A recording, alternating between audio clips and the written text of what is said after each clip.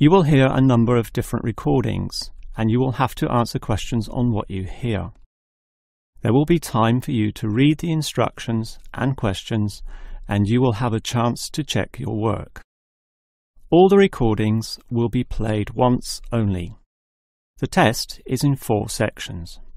At the end of the test, you will be given 10 minutes to transfer your answers to an answer sheet.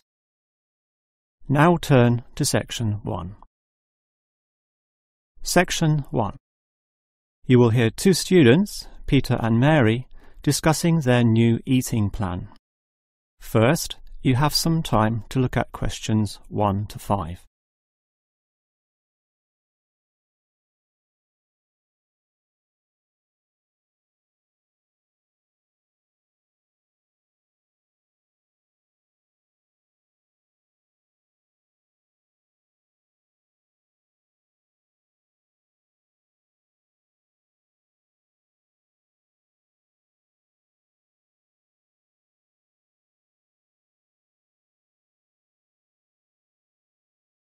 Now we shall begin. You should answer the questions as you listen, because you will not hear the recording a second time. Now listen carefully and answer questions 1 to 5. OK, Mary. I know I'm putting on weight with all my bad eating habits. That's right. Chocolate bars, pizzas, and all washed down with litres of soft drink. And with all the sugar in soft drink, I think we can say you're definitely overindulging, don't you think? I know. I intend to definitely stop drinking that from now on. And that's part of the sensible eating plan that we have agreed we need to formulate. One that we can both follow. That's right. Sensible and practical. Allowing us to indulge in some sweet foods on occasions. On rare occasions. And we're going to cut out all the pizzas and hamburgers. Well, not totally. I thought you said pizzas could be eaten once a week. You know how I like pizzas. No, I said once every 2 months. Once a week was ice cream, not pizza. Yeah, that's because you like ice cream. I prefer pizza. Peter, if you want to lose weight, you need to be disciplined in both what you eat and what you do, which brings us to the issue of exercise. That's right. So, jogging twice a week and hiking on Saturdays, right? No, hiking is Sundays, allowing Saturdays for the light walking exercise. I've investigated and discovered there are a lot of walking trails around this suburb, with many beautiful places if you just look around. So what's happening this Saturday? A walk around the city? That's later in the month. This Saturday we'll visit Pine Park. Hill Park is nicer, with great views too. Yes, but we have to travel too far to reach Hill Park, so I ruled that out, and I love the smell of pines. And what about the weekday meals? Salads every night, I suppose. No, it's important to vary the meals so that the food remains interesting and fun. The only common factor is the fruit juice, but otherwise we'll have a variety of healthy fare, from salads to fish to lean meat. I'd rather have meat every night, but you're the boss. If you want to lose weight, you'll have to accept this program, okay? Okay. Before you hear the rest of the conversation, you have some time to look at questions 6 to 10.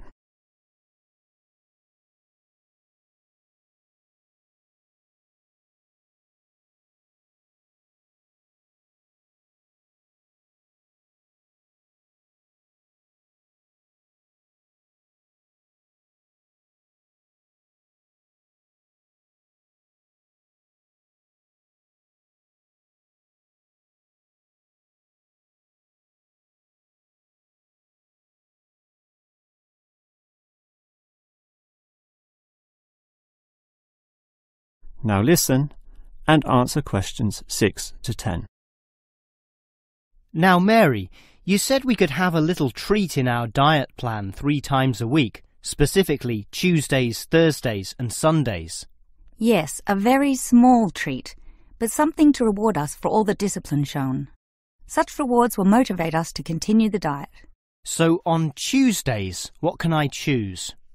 You have a choice between a small serving of chocolate, ice cream or biscuits.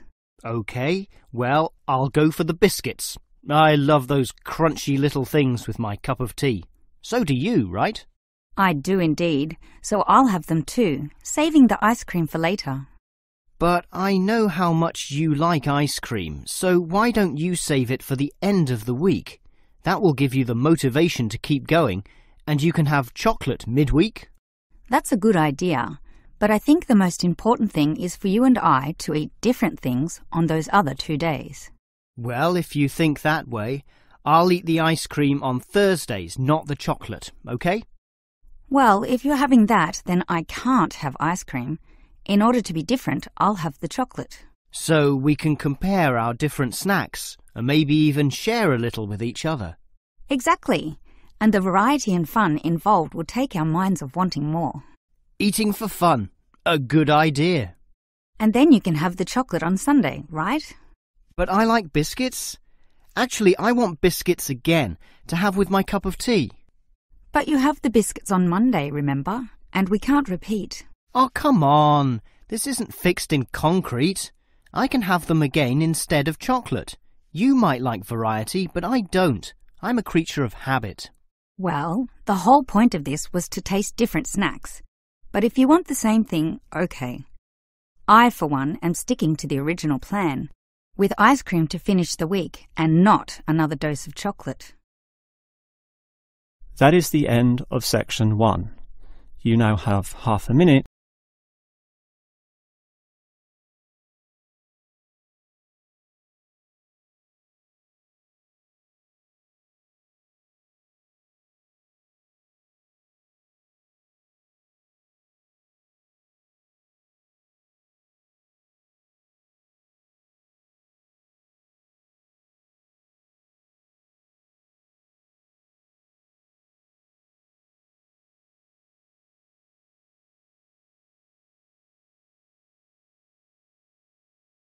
Now turn to Section 2. Section 2. You will hear a childcare worker telling some mothers about the advantages of her centre. First, you have some time to look at questions 11 to 16.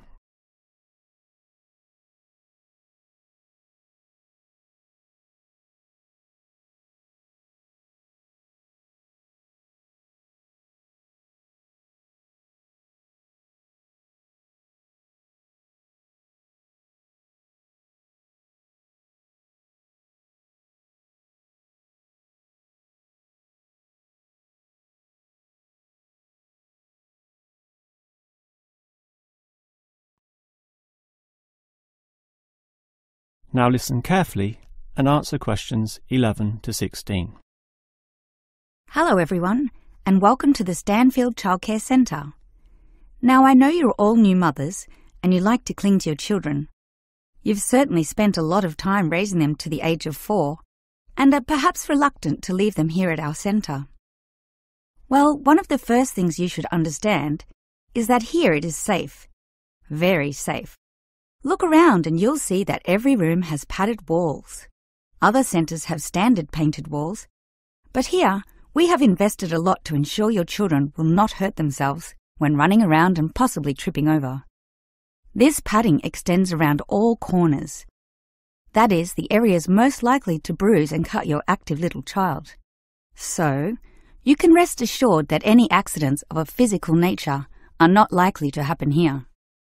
Now, you don't want to dump your child at this centre and let them waste their time. You want them to learn, and that's one of the greatest assets of our establishment. Our staff are not only trained childcare workers, but all of them have a special skill which they can impart to your child. Whether it be teaching the ABC, some basic mathematics, artistic skills, or physical education. We are particularly known for our preschool literacy program and have a wealth of learning toys specially designed to develop your child's potential. Of course, one concern many mothers have is that, in environments such as these, colds and flus and other viral nasties can be easily spread around. It's a very legitimate concern, and one which we take seriously, and we pride ourselves on our precautions. For a start, Unlike most centres which clean with standard detergents, we disinfect every service at the end of every day, using a special disinfectant wash. Some places just wipe surfaces daily with a damp cloth, but not us, and that's just the start. We also physically check your children when they arrive every day, and if we feel your child is sick, we ask him or her to wear a face mask to ensure germs are not transmitted. If your child is noticeably sick, then we ask you to take them back home to recover. This might sound a little unkind, but we hope parents can understand that these measures are for the benefit of all. Before you hear the rest of the talk, you have some time to look at questions 17 to 20.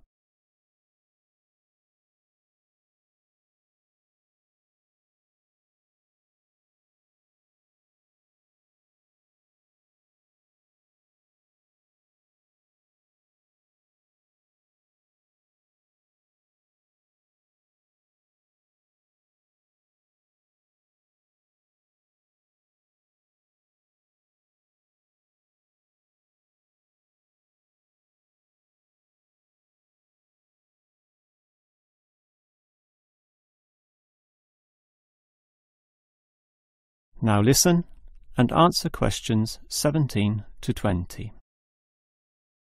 Now at Stanfield Childcare Centre, we have excellent childcare officers. And let me briefly introduce them. We have Susan, Andrea, Bella, Kathy, Lisa and Liz. They're all fully trained and come with some individual assets which make them even better. Bella, for instance, knows children very well, having worked here for 5 years, and Kathy has her own family, 2 little girls, so she can talk to you with first-hand knowledge of what it's really like to raise children.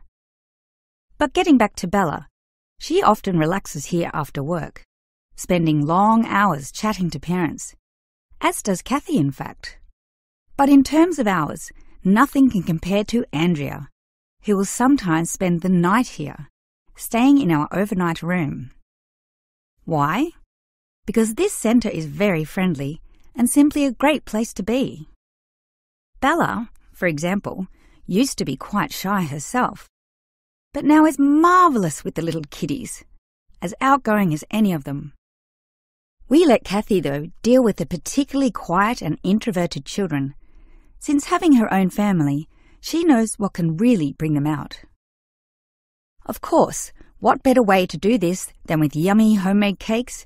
And Kathy often gets these from Bella, who can make some of the best in town. Yes, everyone here brings something special, which is why we're one of the best childcare centres in the business. That is the end of section 2. You now have half a minute to check your answers.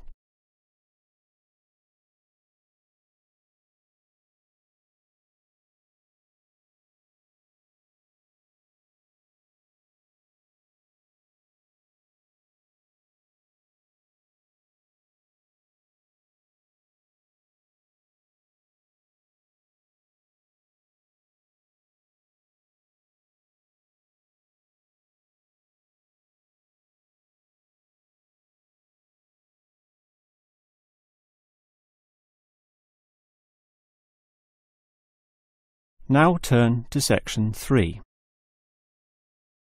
Section 3. You will hear a student, Eric, talking to his lecturer, Miss Harris, about essay writing. First, you have some time to look at questions .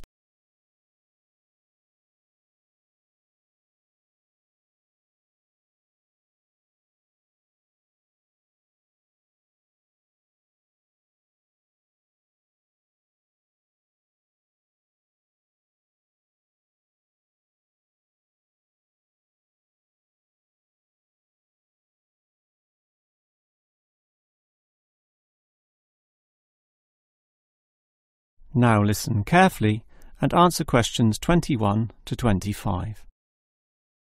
Hi, Miss Harris. Here we are talking once again. Well, I'm always willing to help out wherever possible. Is anything troubling you? Well, Your advice last week about writing summaries was very useful, and I'm using these summaries a lot in order to prepare my final master's thesis. But you're having problems, right? Yes, I have a few issues to discuss. Obviously, I want a good essay, and I want to achieve high marks, but I'm not sure on the best way to start. That's an easy question. Start with a topic, but not one that I necessarily suggest, but one that you want to explore. You will always write better when doing so on a topic you are interested in, not one imposed upon you by others. Well, I'm interested in management theory. Then pursue that. However, that alone is far too broad. Break it into various current areas of discussion and relevance. Then look more carefully at one of them. Say, management and cultural differences, or management and motivation, or other aspects, such as the role of salary, group cohesion, or leadership. I would say I'm interested in group cohesion, that is, how people interact in the workplace. Well, that's a start, but you can't then just write planlessly without defining exactly what you intend to do within the area you've chosen. You'll have to think of a thesis, and this statement could be of several types. Such as what? Oh, you could argue a point, something that you believe in, or discuss an issue, looking at its various perspectives, or critique the opinions of others, pointing out the pitfalls and flaws. The thesis statement will make that very clear because it will say, in simple terms, what you intend to achieve in your essay. I see. And then I can just begin writing, right? Wrong. Huh? If your essay is going to be clear, it needs to be logical and organised, and this means you'll need an outline. This could be written as a flowchart or spider graph, that is, a series of connected lines. But whatever shape the outline takes, there must be a sense of progress in, more or less, a straight line towards a goal. And then my essay will be good? With such progression, definitely, as long as you do achieve everything that you set out to do, as specified in the beginning, okay? Before you hear the rest of the conversation, you have some time to look at questions 26 to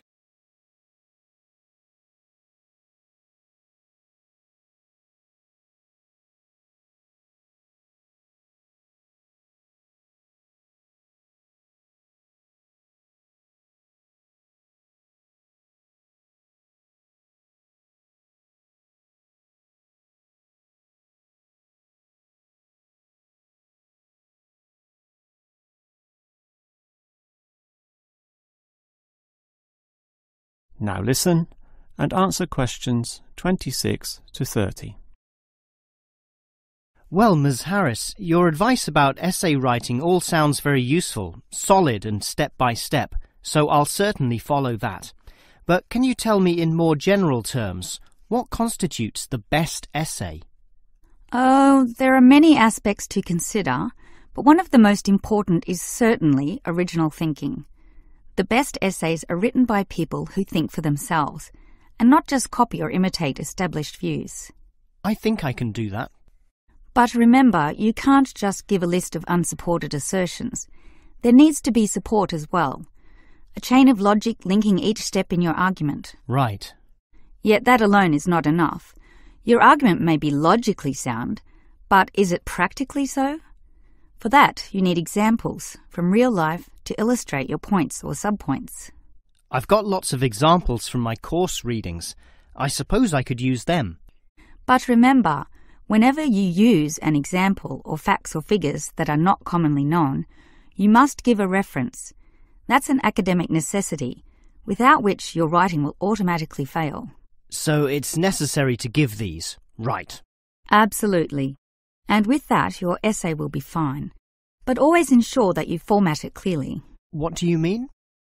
I mean the practical considerations, as written in the University Style Guide, such as leaving appropriate margins, using double spacing, Arial font, and so on. You see, your writing must look good as well as be good. I can certainly do that. And finally, related to the previous point, you need to respect the number of words required. Your individual lecturers will give you a word count figure, so follow what they say, making your essay neither too long nor too short.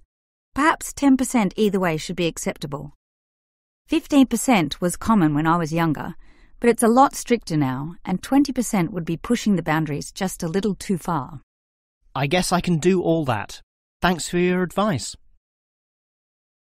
That is the end of section 3. You now have half a minute to check your answers.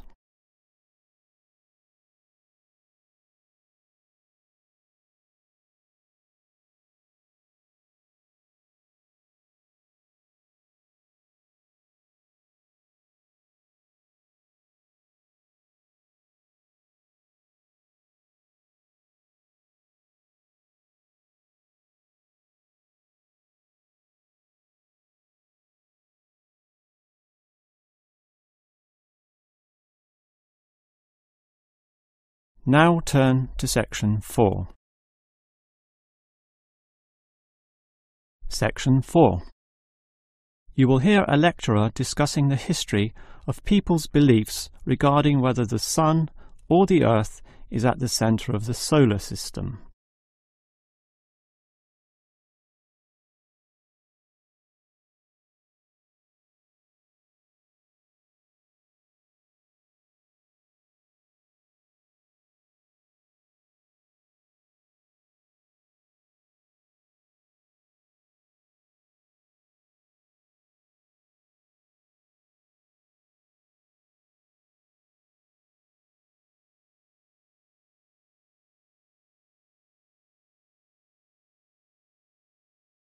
Now listen carefully and answer questions 31 to 33.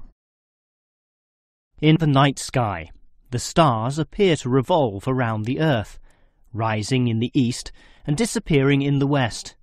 The Earth itself seems solid, fixed and stable, and such common sense perception suggests that the Earth is the centre of the universe.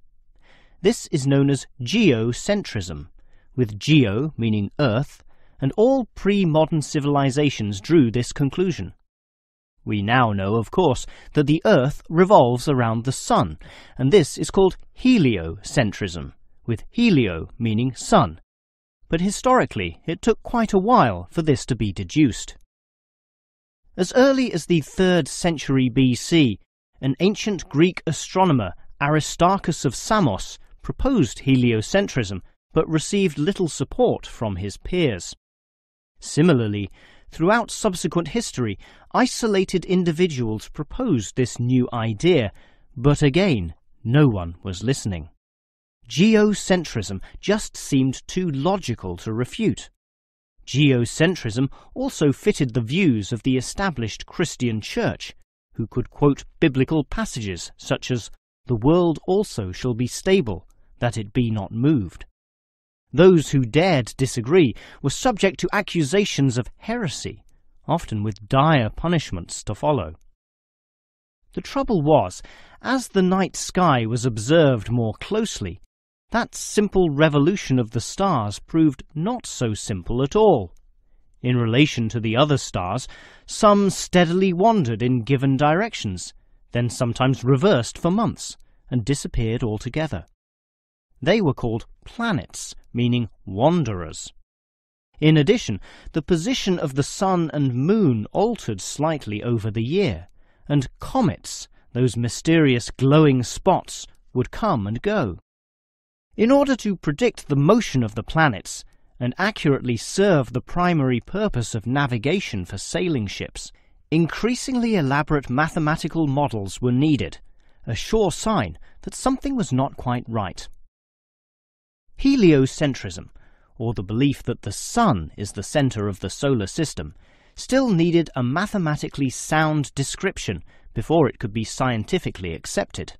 And it was a Polish astronomer, Nicholas Copernicus, who in 1543 first published this. This event is sometimes referred to as the Copernican Revolution.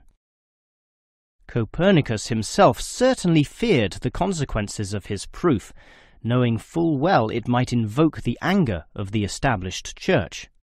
Probably for this reason, he waited until the last year of his life, when he was sick and dying, to release his findings. In addition, the preface of the book, written by a respected member of the Church, stated that the model was not necessarily correct. As a result of this, there was no revolution whatsoever. In fact, the book received scant attention in the subsequent decades, apart from a few irate clergymen who angrily dismissed the whole scheme as irrelevant. Yet the following generations of astronomers did not always fare so well. The Italian scientist Galileo got into trouble, as did a fellow Italian with the surname Bruno, Giordano Bruno, who was burnt at the stake. Yet ultimately nothing could slow the spread of heliocentrism across Europe. It formed the basis of Isaac Newton's great work on the motion of the planets, a work which implied that even the sun, around which the Earth circled, was itself in motion around a common centre of gravity.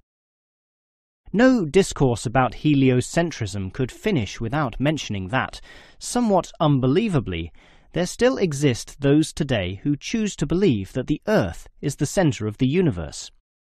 Modern geocentrism is usually the result of literal interpretations of the Bible, which is the cornerstone of these people's beliefs. They, therefore, also believe in creationism, that is, that a God created everything, and while we may smile at this, it is sobering to consider that surveys have revealed that up to 10% of British people, 12% of Europeans, 20% of the USA, and 25% of the Middle East still hold the belief that the sun revolves around the Earth. One can only wonder what Copernicus would have thought of this. That is the end of section 4. You now have half a minute to check your answers. That is the end of the listening test. In the real IELTS test, you would now have 10 minutes to transfer your answers to the answer sheet.